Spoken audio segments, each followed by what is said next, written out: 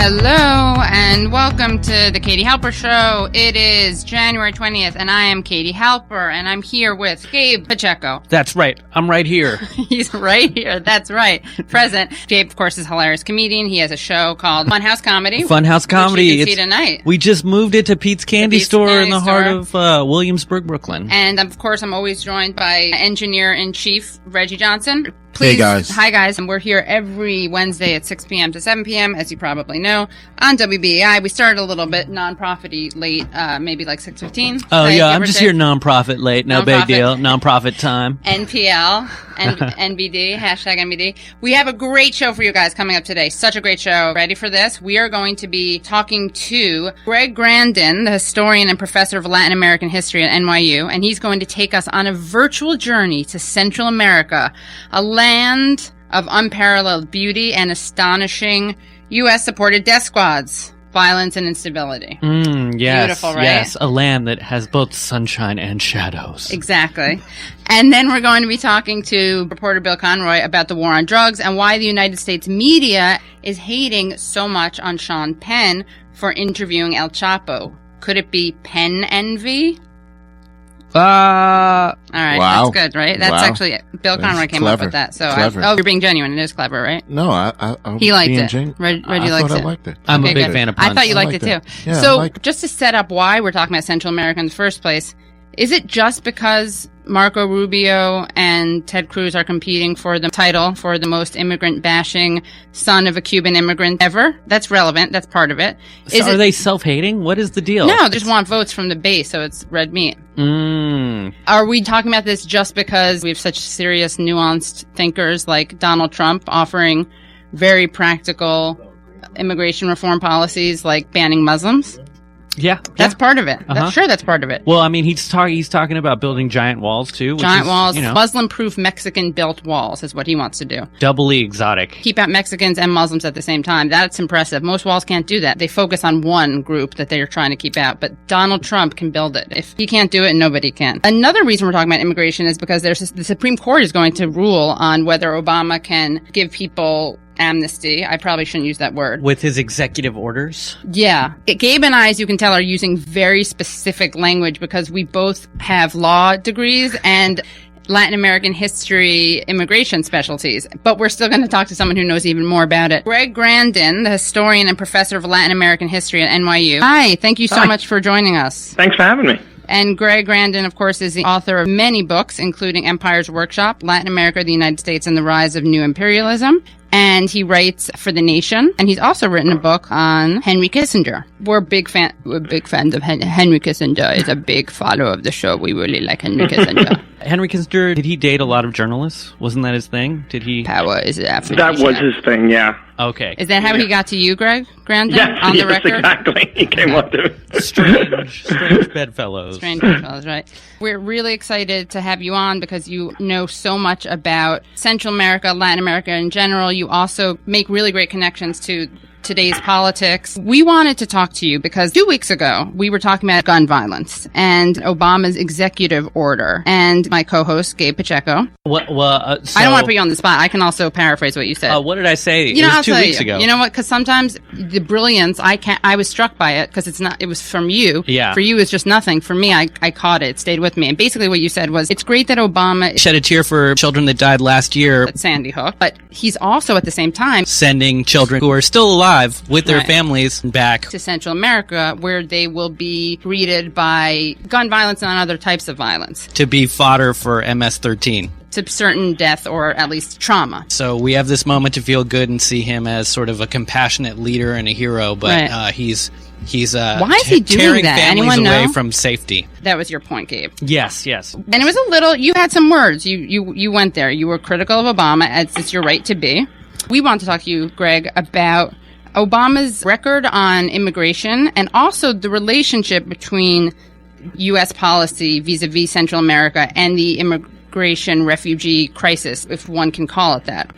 Yeah, well, Obama's record on deportation is abysmal, and I think that's right to call out the hypocrisy. I think a lot of people did that at the time. They noted the kind of spectacle of shedding tears on, in the press conference about gun violence, rightly so, but then at the same time presiding over a policy that that deports not just women and children and men back to one of the most dangerous places in the world, what's called the Northern Triangle: Honduras, El Salvador, and Guatemala. And we could talk a little bit about why it's the most dangerous area in the world, which is a result of U.S. economic policy and legacy of Cold War, dirty wars. But this isn't something that Obama has inherited. He's also continued it. His administration has pushed a kind of very disruptive and free trade policy, which leads to the dispossession and dislocation in the countryside. It leads to migration. And at the same time, in 2015, he deported something like 90,000 people back to the Northern Triangle, and many more to Mexico.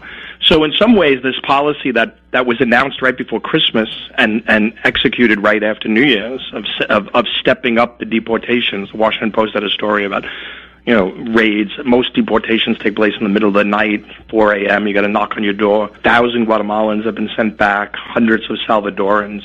So the question is why? Why announce it if it's no worse than what has already been started that was started in 2015, 2014, 2013, and why do it at all? If you wanted to be generous, you could say that the Obama administration is trying to prove that it could secure the borders as it confronts Supreme Court challenge, as you mentioned, as it tries to get substantive immigration reform. But, it's basically a policy of deterrence through deportation. The idea is that the more you deport and the more public you make it, the more you will scare people from trying to come into the U.S. And I think that's just not going to work. And I think it's brutal, and it's pretty cruel and pretty inhumane. Of course, we all remember when Obama's immigration plan was greeted with a "you lie" by Joe Wilson, a particularly charming congressman, Republican, who then raised money off of that. I want to get to kind of the political calculation behind what Obama's doing, but can we first set up a little bit of the history of what the U.S. did in, let's say, 1954 in Guatemala, the 1980s Nicaragua, El Salvador. Am I missing anyone? Nicaragua, the Contra War. I mean, what didn't they do, right? I mean, through the Cold War, just to put it quickly, the U.S. supported all sorts of horrible coups and counterinsurgencies and insurgencies, right-wing anti-communists that led to 200,000 deaths in Guatemala, 70,000 in El Salvador, 50,000, if not more, in Nicaragua. And these countries are really still dealing with the legacy of that. And then what was imposed on them was this very brutal free trade regime, free trade in quotation marks, because there's nothing really free trade about it. It's just finance capital, resource extraction, wrenching open these markets to U.S. agro industries and destroy regional markets.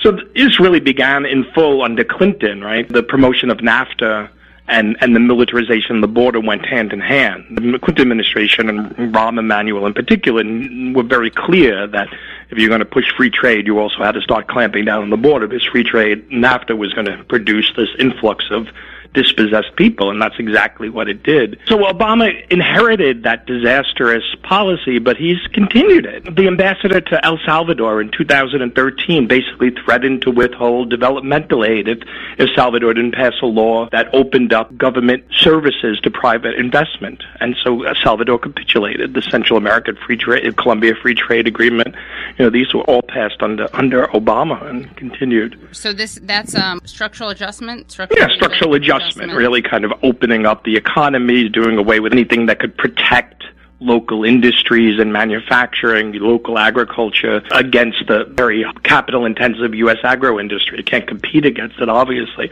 I mean, remember, this is a little off topic, it's Haiti, but after the Haitian earthquake, Bill Clinton apologized, for passing basically what the left calls neoliberalism. He apologized to Haiti. It's the same thing with Central America. El Salvador is being sued by a U.S. corporation in a transnational economic court because it's tried to limit corporation mining industry in El Salvador, because El Salvador is a densely populated country. It's very water stressed, and so it passed regulations that limited how much mining, because mining just pours arsenic and cyanide into the water supply.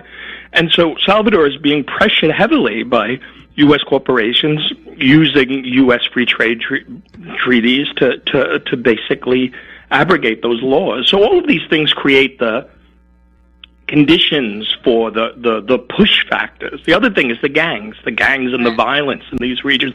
Those gangs are creatures of the Cold War.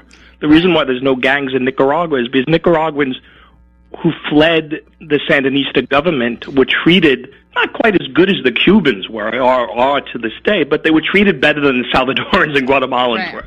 Salvadorans and Guatemalans were thrown in jail in Los Angeles, and that's the origins of the gangs. So just to make sure everyone who's listening is following. So to clarify, part of the reason, correct me if I'm wrong, that the U.S. had to kind of treat Cubans well to justify demonizing Castro and the embargo, the blockade. Yeah, Cuba was the government is our enemy, so we have to welcome them.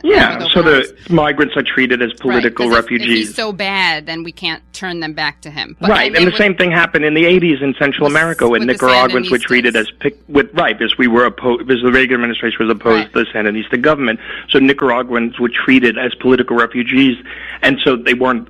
Where Salvadorans and Guatemalans were thrown, and Hondurans were thrown in jail, and that was the origins of the gangs, which create a lot of the, have created a lot of the horror in these countries. Like MS-13. Right, exactly. Exactly. And they would do jail time in the U.S., and then they would be deported after they had been institutionalized in our federal penitentiaries. Humane.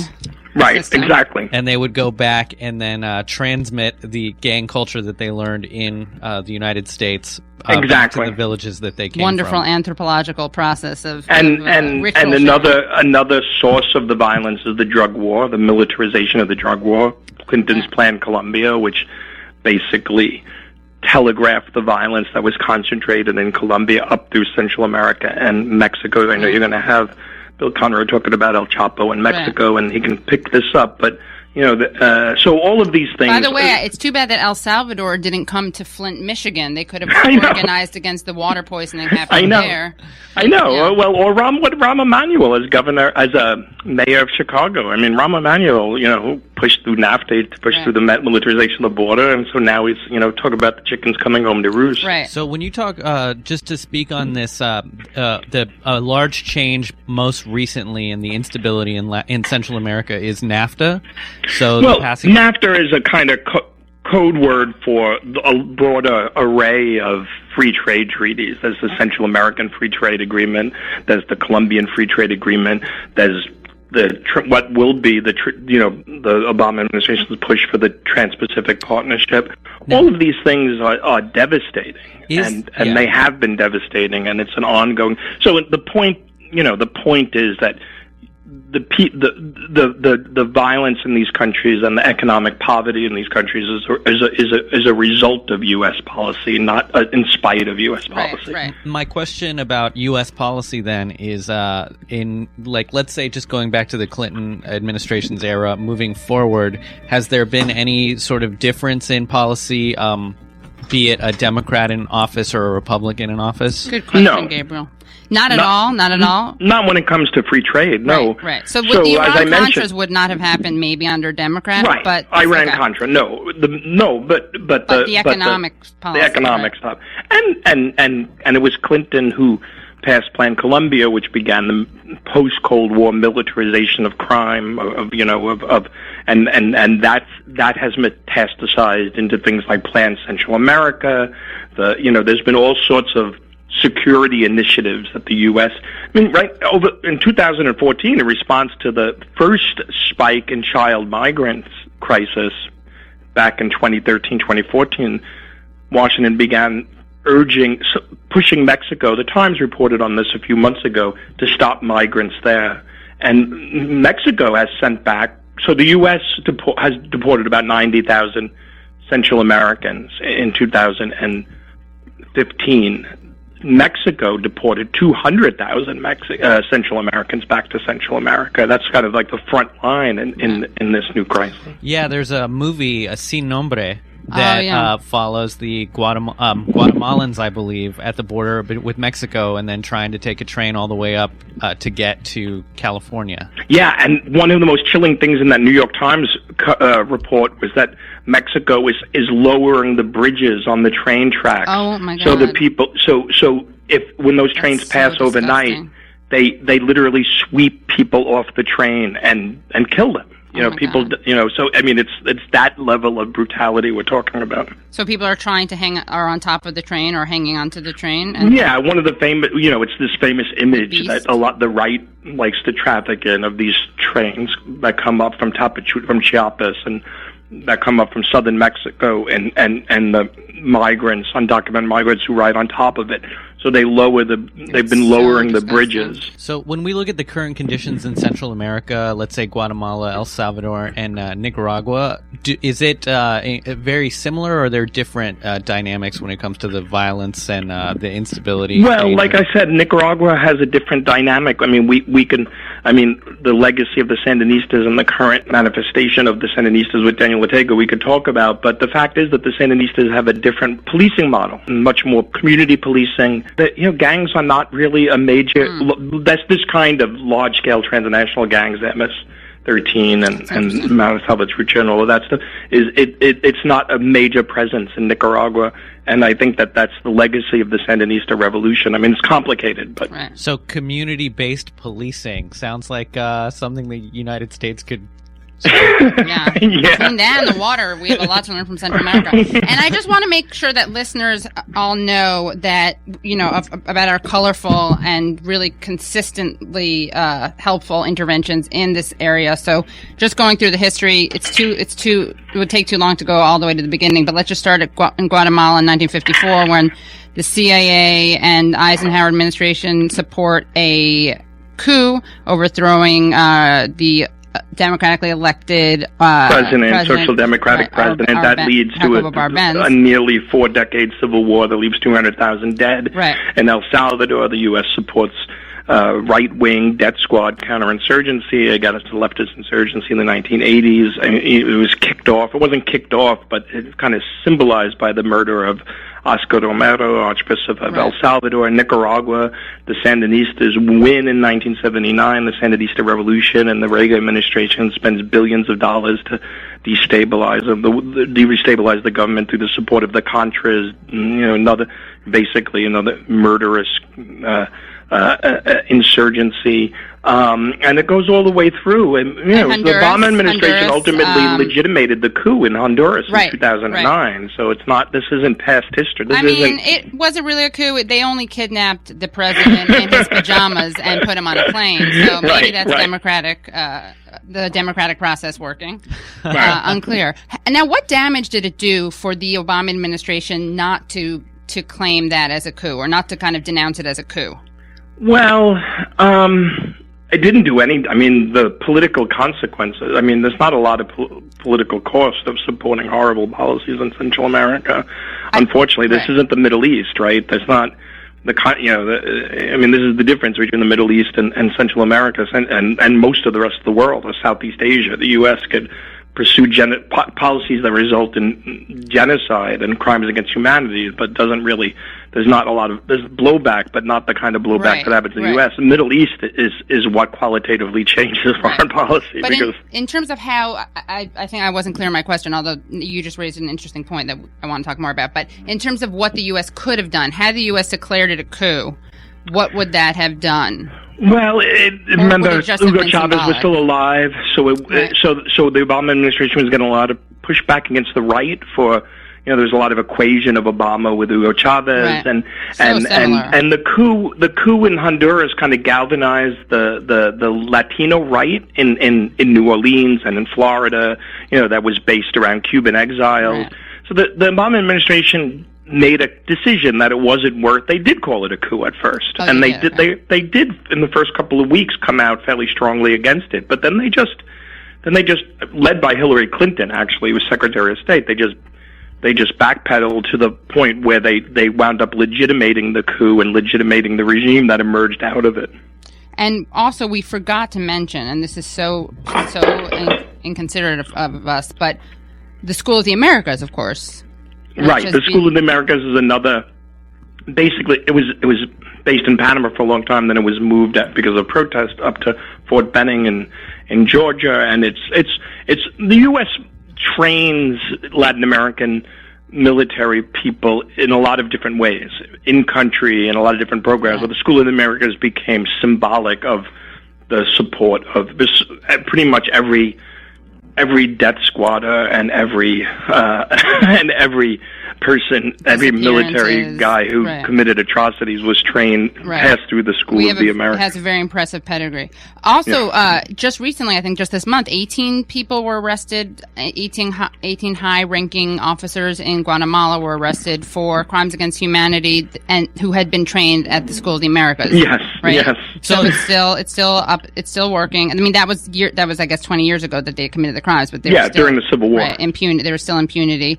But I like the School of the Americas because it takes a kind of pan-Latin American internationalist view of they're international. Of ethnic, ethnic cleansing and it's where like all the Bond villains sort of like get their training. Right. But it's beyond. It's kind of Marxist and its rejection of nation-state borders. It's like an internationalist terror. It's like the Death Squad International. Exactly. We should do a remix of the International that puts the Death Squad in there.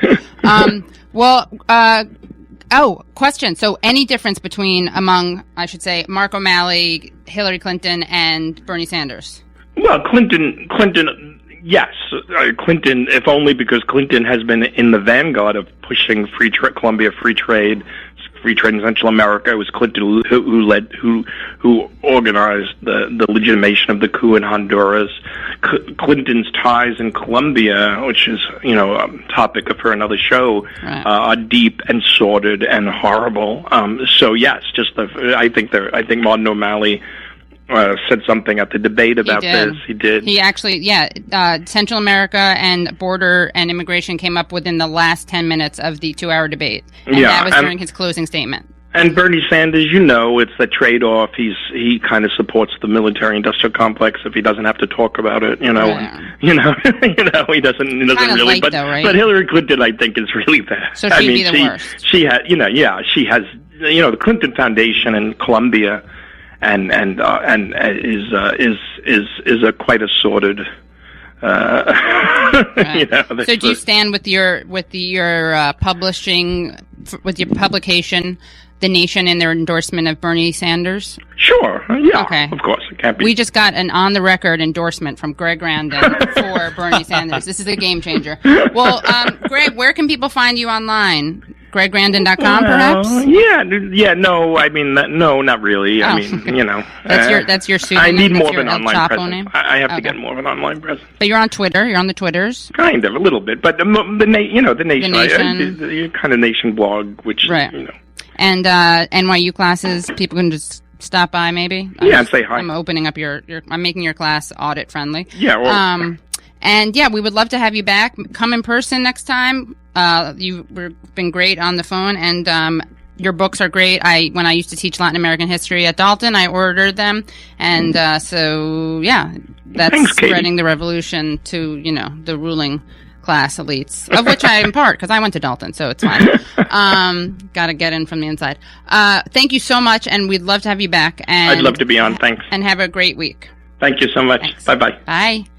That was Greg Grandin. What a great interview, huh? So fun. So fun. So informative. So knowledgeable. Hillary Clinton. Blood on her hands. So much. I mean, the question is who has the most. Everyone has bloody hands. The question is whose hands have the most weight.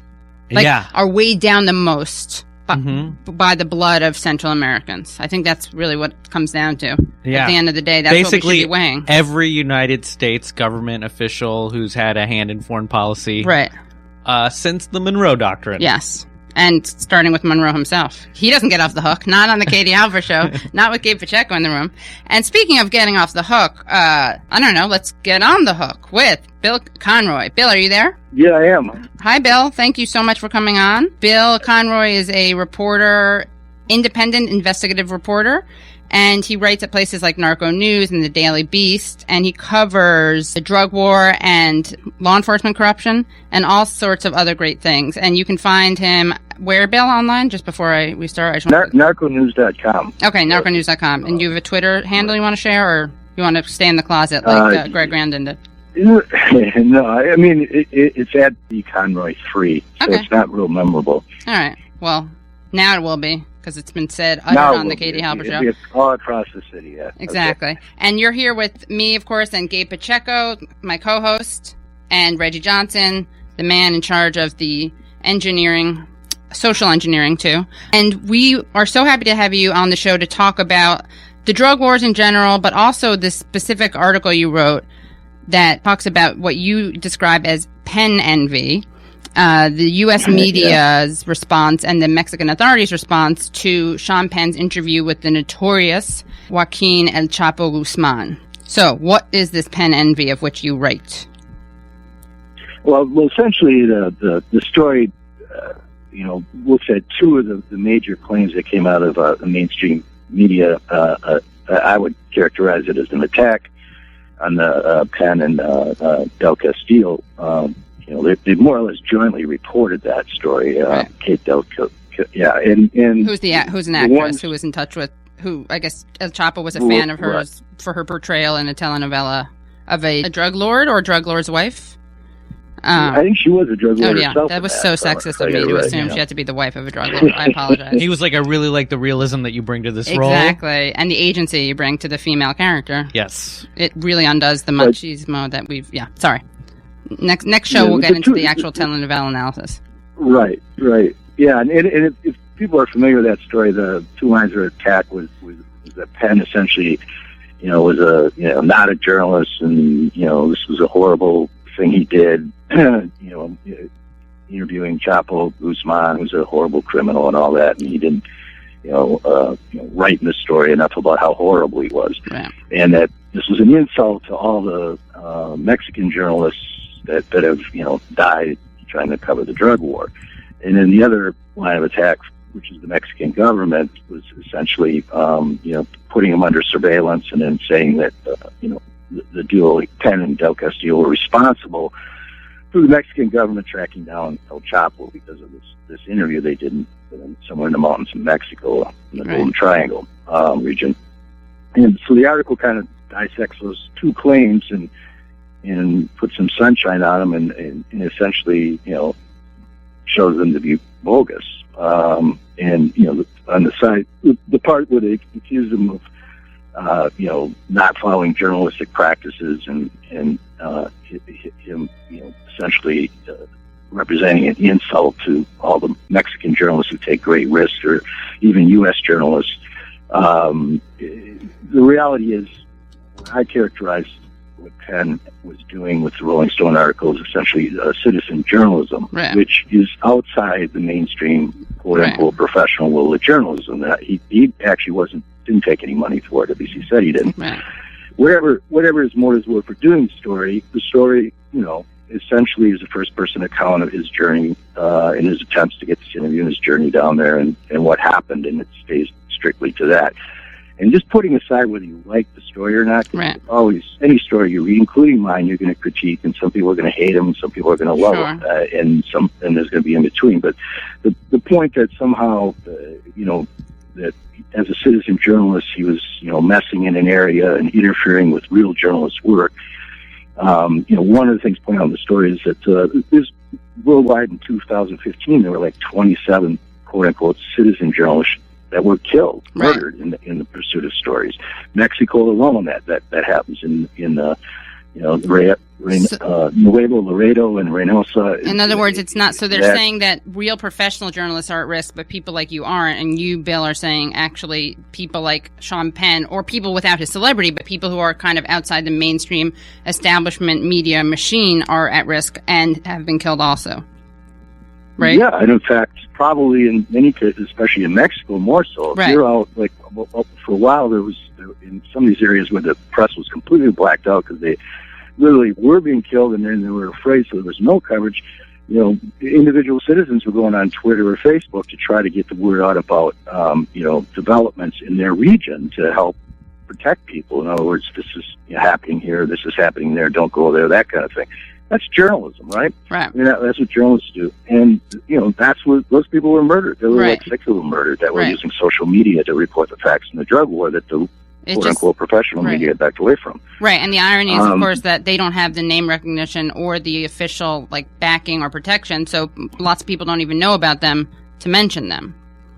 Right. And there's a bigger context here. The Penn envy, which obviously is jealousy, and of course Sean Penn in his 60 Minutes interview kind of threw out the same line that he thought it was envy, that the attacks were so vicious.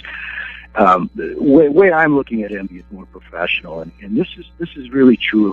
I've been to journalism school. I've worked in the mainstream media world for years, on top of doing what I would consider pro bono citizen journalism as well, because I think it's vital that happens. You got one foot in the street, one foot in the system, as Abby Hoffman would say. Yeah, well, I guess, but it's important. Citizen journalism is important because if it's outside the influence, there's a lot of stories the mainstream media won't cover or can't or doesn't cover for whatever reason, and a lot of times it's stories about people who don't have power, and social movements in particular. And those stories won't get told unless there's people in those movements telling them, acting as their own journalists.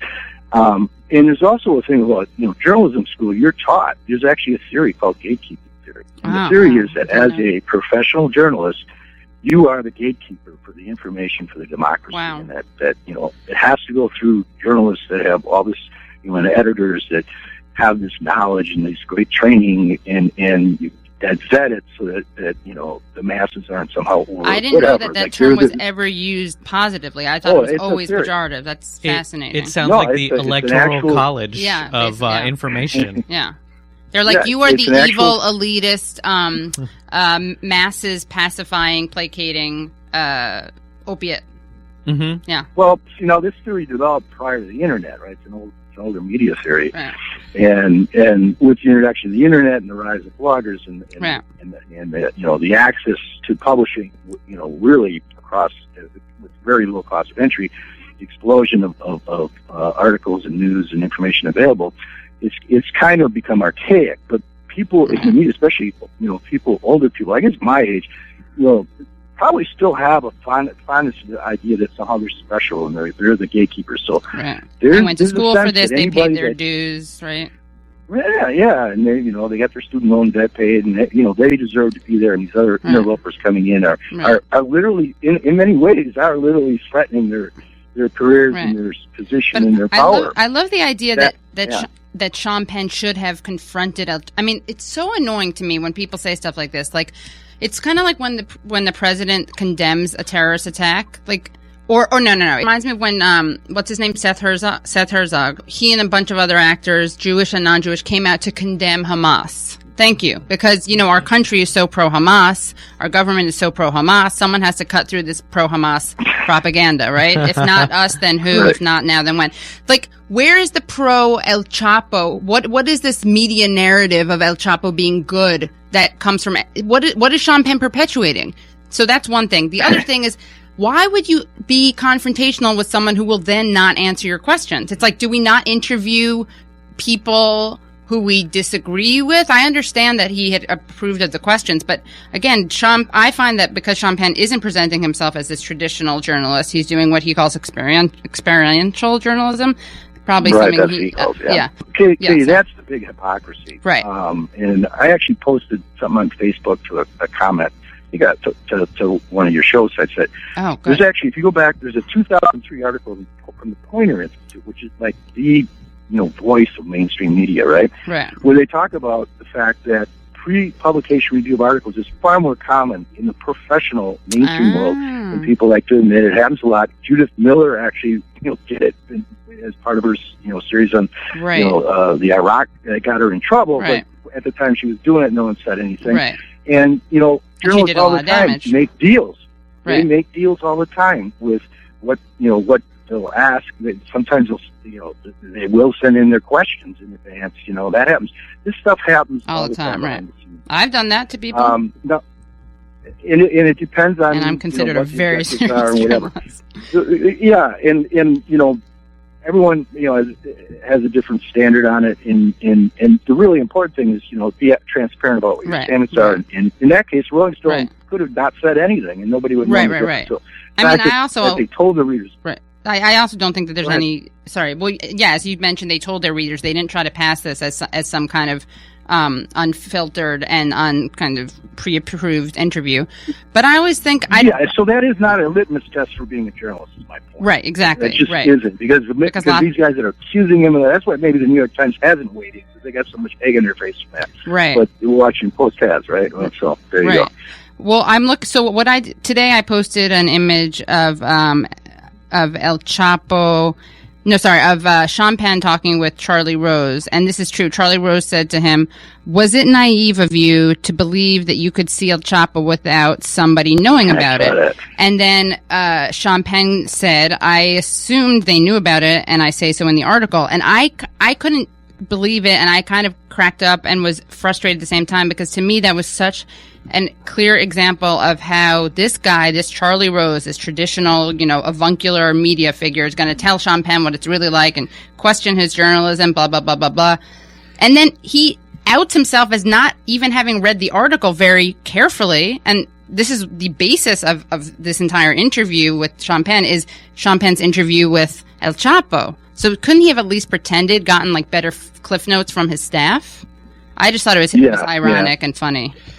I love and that's true. And again, of course, that was one of the points in Penn's article, that he felt he had no evidence, but he felt like he was being surveilled, and it turned out he was. I mean, and it's not a big leap to think that's the case. Right. So, and the photos showed up in the Mexican newspaper, which is the other part of the story about the accusation that his interview somehow tipped the Mexican and U.S. authorities off to where Chapo was.